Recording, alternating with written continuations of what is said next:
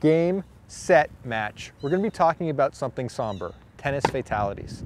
There was a study recently published in the British Journal of Sports Medicine. Scientists were looking to find sports that extend life expectancy the most. And they found that tennis to be top of the heap. Tennis and a couple other racket sports actually made it there. While imminent danger may not lurk with every whack of the racket, a tennis court is no bounce house. Louis X. Louis X. The 10th Louis was really big on tennis, so he constructed an indoor court, a palace amenity that would spread all over Europe. The spring of 1316, he was really tuckered out after a really hard-fought match. Started knocking back a few bottles of chilled wine. Chilled wine in pre-refrigeration days was the most opulent drink you could drink. Subsequently, he kicked the bucket.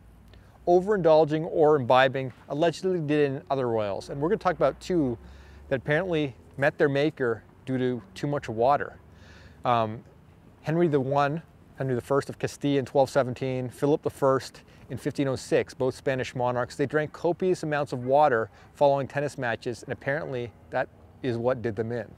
It was the 1983 Junior US Open final, and Dick Wertheim was in the chair, presiding over the center service line, when a booming Stefan Edberg serve slammed into his crotch and bowled him over. His head bounced against the hard court, knocking him unconscious. He was rushed to Flushing Hospital, where he was put on a respirator. He would not regain consciousness. 5 days later, he was pronounced dead.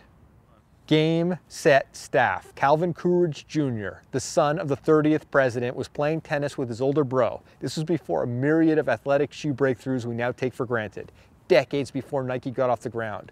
A blister began to form on a toe on his right foot. He took ill from this and perished within a week of a staph infection. Keep in mind, he had the best doctors looking into him. I mean, this was the president's son, but there was nothing they could do. I mean, there was no cure for a staph infection back then. A blister could kill you. Lintel side. Take you back to 1498, France. Charles VIII. He was a friendly chap. His nickname was Charles the Affable. He bonked his head on the lintel above the doorway of a tennis court, fell into a coma, and was a goner within a few hours. Summer of 1927, mega millionaire Payne Whitney, 51 at the time, he's swinging the racket at the indoor court at his mansion in Manhasset, Long Island, when he fell ill. A half hour later, he's dead. Cause of death, acute indigestion. If you look the story up, some people say it was a heart attack. And probably that would be the modern diagnosis. Whitney broke 2 records posthumously. Largest recorded estate, valued at $180 million, which is even more beaucoup dollars than it is now. And largest death tax recorded, $20 million. Thanks for watching. I know it was a serious episode. I'm sorry if there's some tears on your computer or your phone. That was not my intent. I just wanted to let you know that tennis is a dangerous sport.